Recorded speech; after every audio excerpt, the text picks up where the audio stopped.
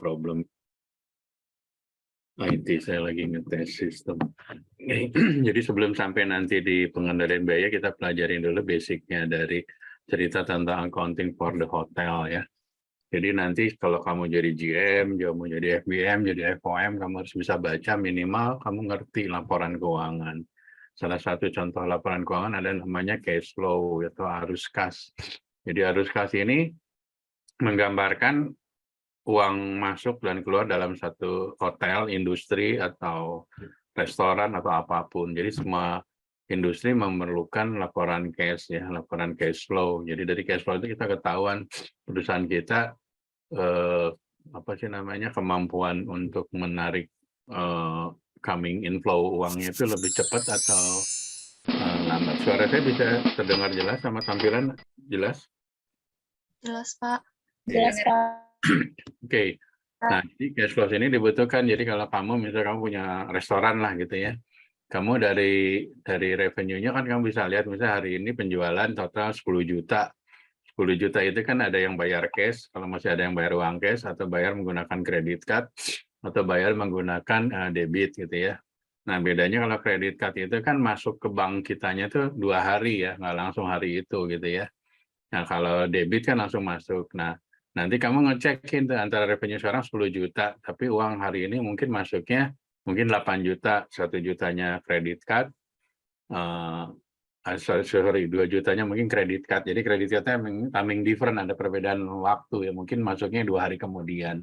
Nah, tapi itu masih dianggap sebagai lancar, karena memang kan prosesnya credit card kan dia harus verifikasi dulu, dia cek angkanya udah benar, nggak ada. Kadang-kadang kan ada juga kartu kredit yang dipakai orang yang bisa di fraud gitu ya. Ada orang banyak menggunakan biasanya kartu kredit orang di copy gitu ya, dipakai sama orang lain, biasanya kartu-kartu luar negeri. Jadi kalau kamu di front desk atau di FB, kan kamu dulu harus diajarin kalau terima kartu kredit asing itu harus kamu cek dulu bener enggaknya. Kalau sama paspornya harus namanya sama dan segala macam ya. Karena banyak terjadi banyak terjadi suatu apa namanya suatu kejahatan ya di dunia, nggak di hotel aja, di mana-mana.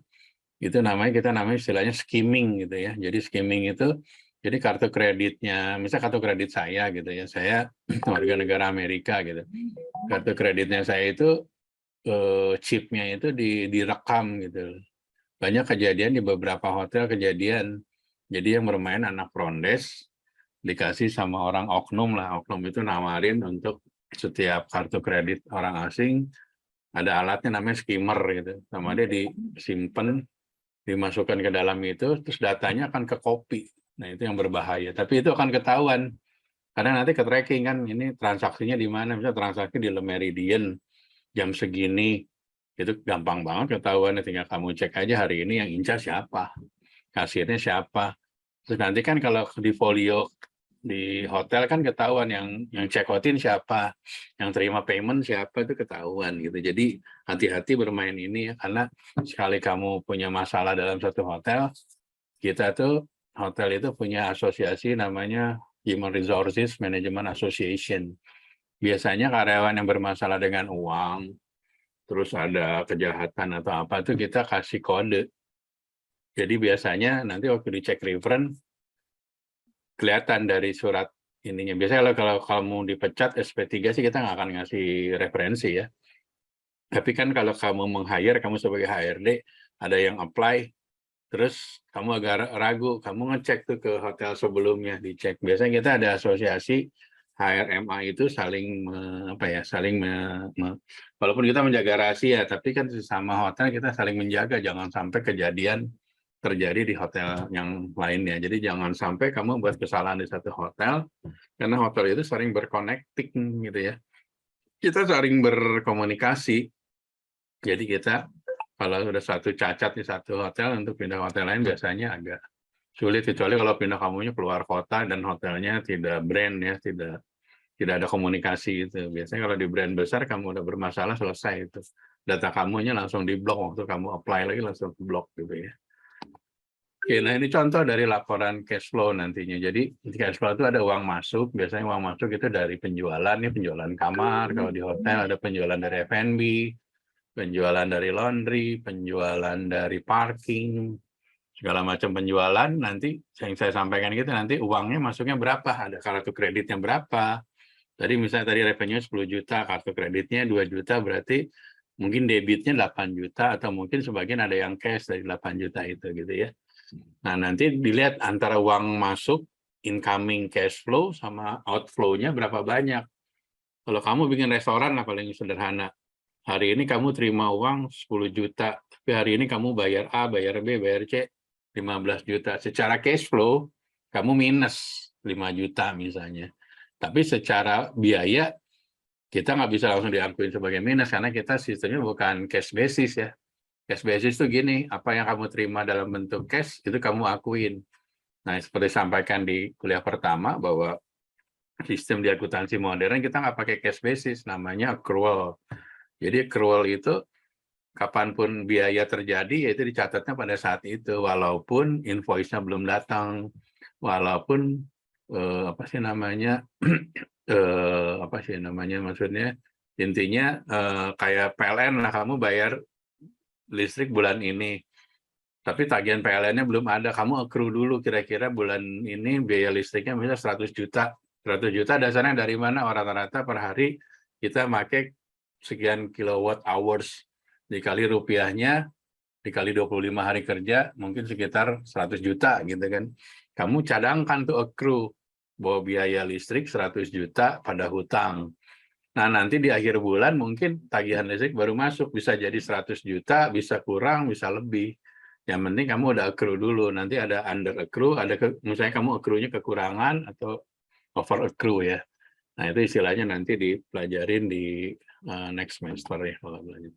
Jadi cash flow ini dalam perusahaan yang sehat menunjukkan banyak uang arus kas masuk gitu ya, dibanding arus kas keluar kalau secara sederhananya. Tapi secara intinya banyak pendapatan dibanding expend lah intinya. Jadi bottom line-nya atau keuntungannya menjadi profit ya.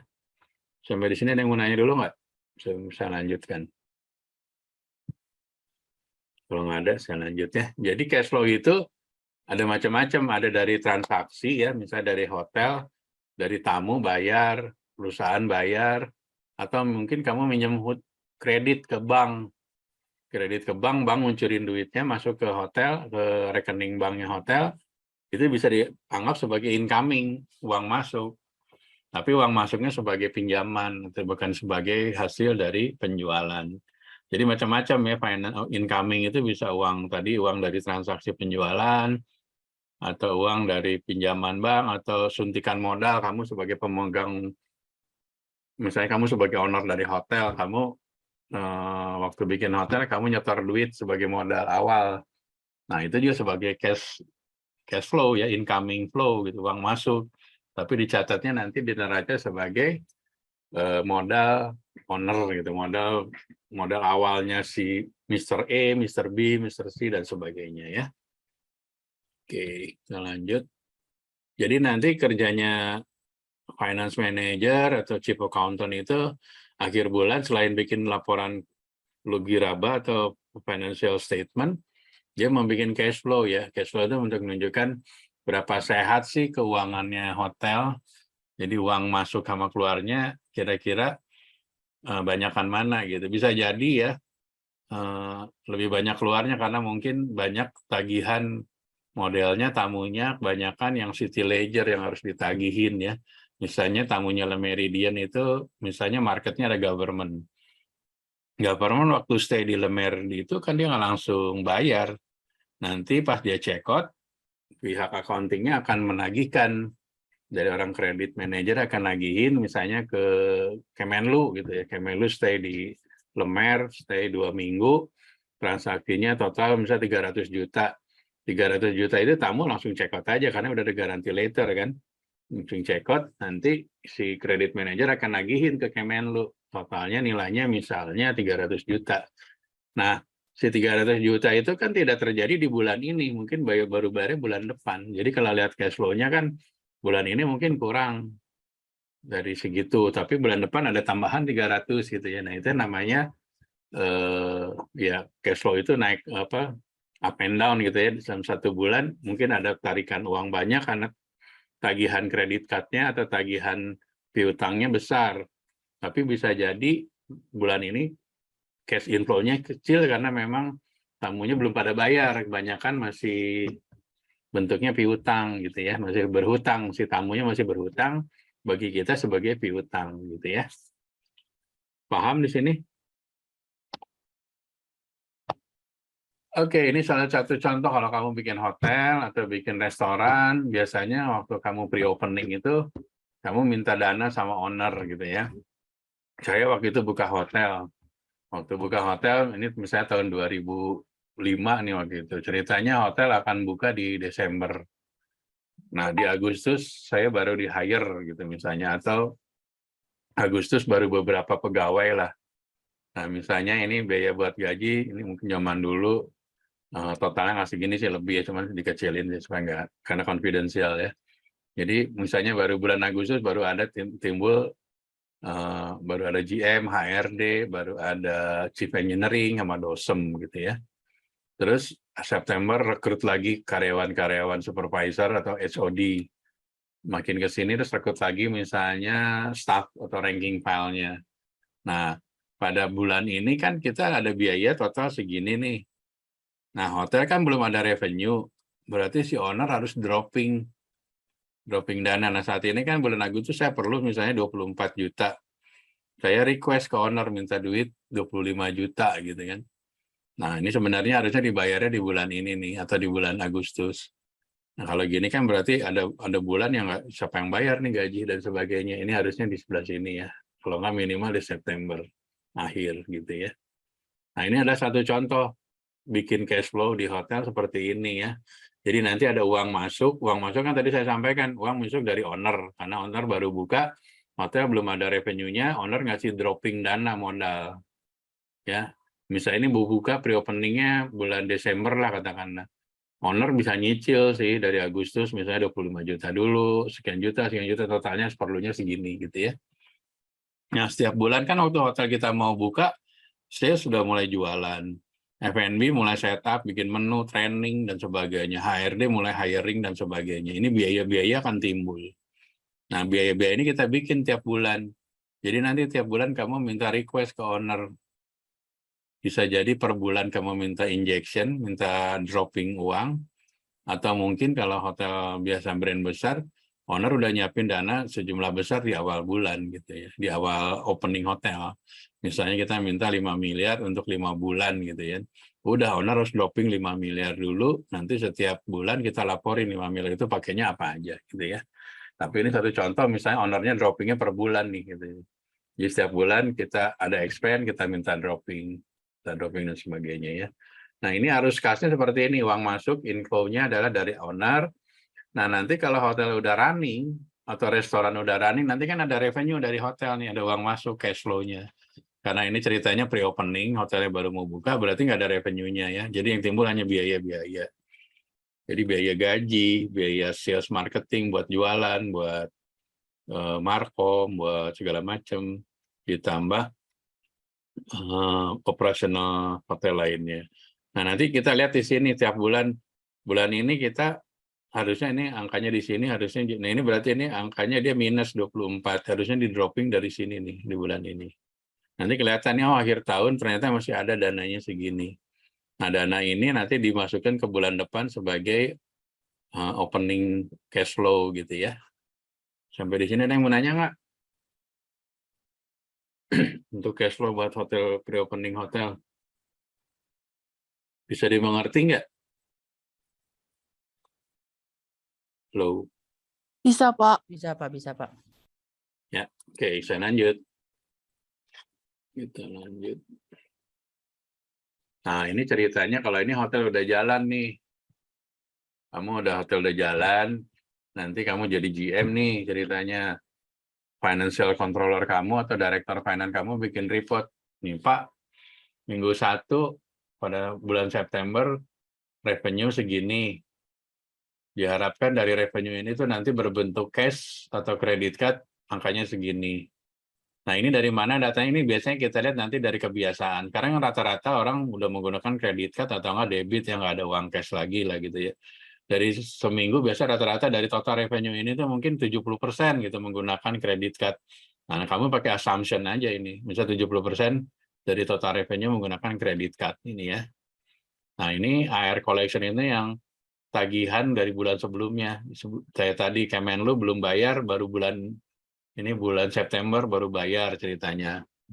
Terus ini piutang departemen lain atau government atau corporate yang mana kan dia juga modelnya city ledger ya atau minta kredit ya, jadi nggak bayar cash, dia modelnya ditagihkan gitu kan, mungkin bayarnya per 2 minggu atau per sebulan dan sebagainya ya.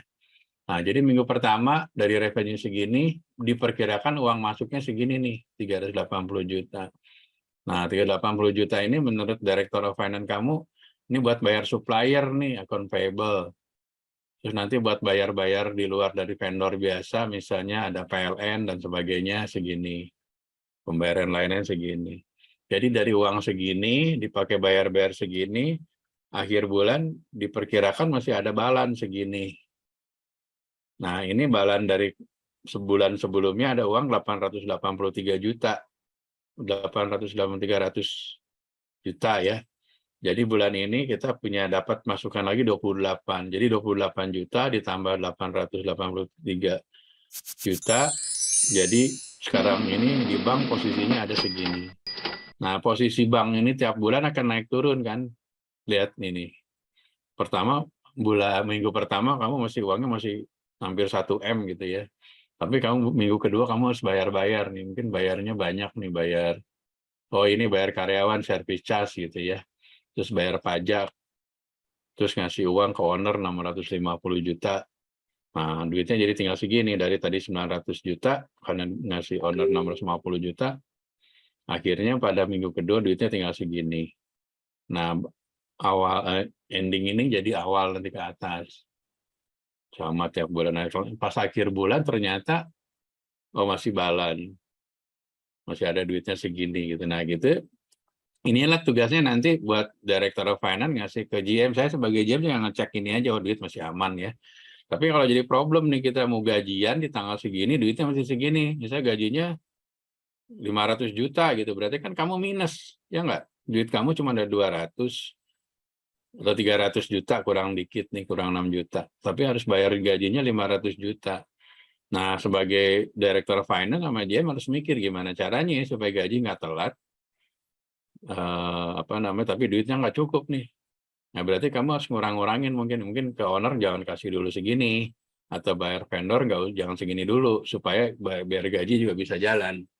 Nah, inilah nanti gunanya kita membuat cash flow, supaya jangan sampai kejadian pas akhir bulan nggak ada duit buat bayar gaji, sampai akhir bulan nggak ada duit buat bayar listrik dan sebagainya. Jadi ini tugasnya Director of Finance, Chief Accountant, Financial Controller, itu bikin gini. Saya sebagai GM mingguan tinggal ngecek aja, ini aman, ini aman. Tapi kalau di sini ini mau gajian, ini duitnya nggak ada, saya minta ini jangan ditahan dulu, tahan, supaya duitnya cukup buat gaji. Ya, sampai sini ada yang mau nanya nggak? Belum, Pak. Ada yang nanya? Oke. Nah, ini ceritanya, tadi kan ini dalam 1 bulan dibagi 4 minggu ya. Nah, ini ceritanya bulanannya nih nanti. Jadi kamu setiap bulan kan nanti bikin report seperti ini. Jadi uang kamu, banknya ada misalnya macam-macam. Ada uang di BCA, di Mandiri, ini bank operation kamu, terus ada uang host bank di FO, host bank di FNB, host bank general kasir, totalnya duitnya segini. Nah, tiap bulan tadi kan ada uang masuk, ada uang keluar. Nah, kemarin ini uangnya karena ada lebihan sama saya masukin deposito nih supaya dapat bunga gitu ya. Nah, ini supaya buat jaga-jaga nih, nanti kalau yang misalnya kamu lagi nggak ada duit lagi, ya udah ini depositonya dicairin biar kamu bayar. Nah, kalau di sini lihat di sini, menurut kamu ini sehat nggak hotel gini duitnya? Ada yang tahu nggak ini sehat nggak menurut kamu hotel gini? Kalau kamu punya hotel gini, net fund-nya segini, menurut kamu sehat atau sakit?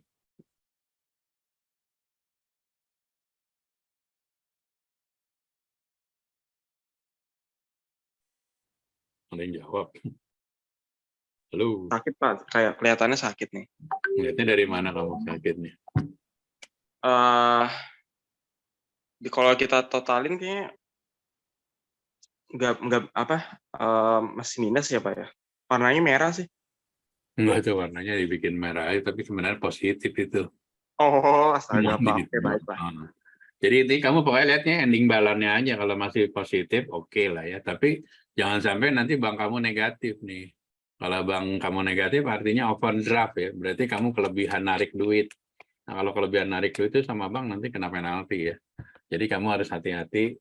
Jadi makanya nanti kalau kamu jadi GM, jadi Director Finance harus ngecek mana sih yang prioritas kamu harus bayar.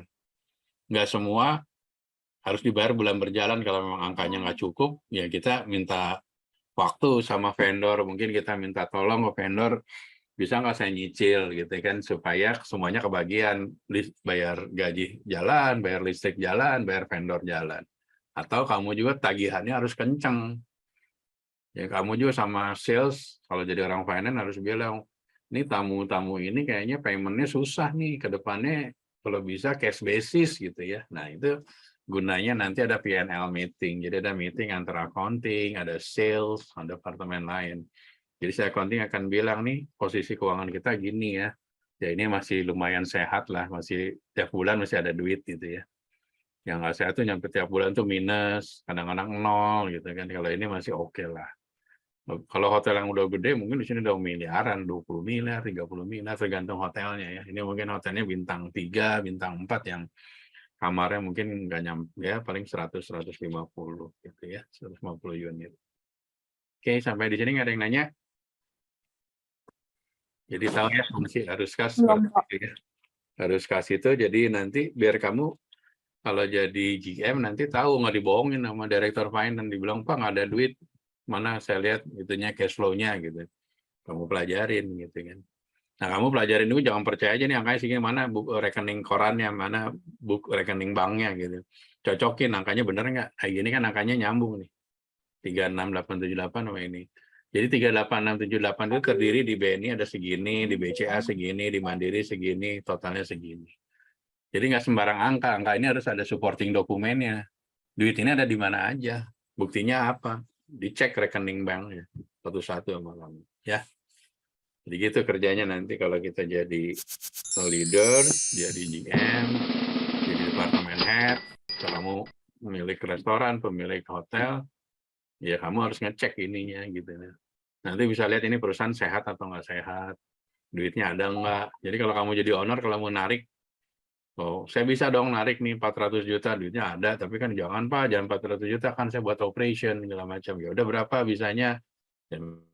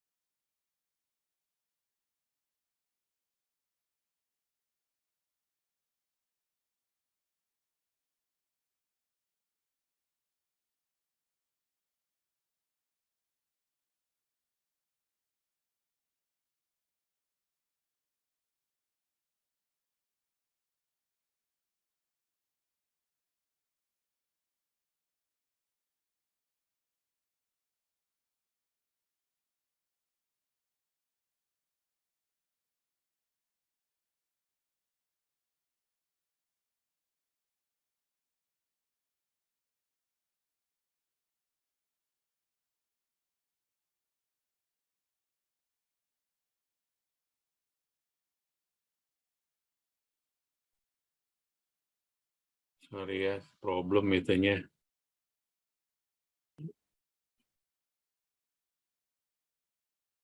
Suara saya bisa dengar? Bisa, Jadi, Pak, bisa. Bisa, Pak. oke. Saya lagi upgrade Opera, jadi problem ke ini nih. Oke, ada pertanyaan nggak? Kalau nggak ada, saya akhirin. Jangan lupa ini kuisnya ya, nanti di emailnya ke saya, ini emailnya. Nah, di itu juga ada kan, tadi saya share materinya ya. Pertanyaannya mention the type of cash flow that you know. Nanti kamu prepare, kamu jawab sesuai yang tadi di ini ya. Kalau nggak ada pertanyaan, sebelum ini bisa dibuka dulu itunya video camnya buat saya absen kalian. Bisa dibuka dulu semuanya videonya. Ketua kelasnya siapa ya?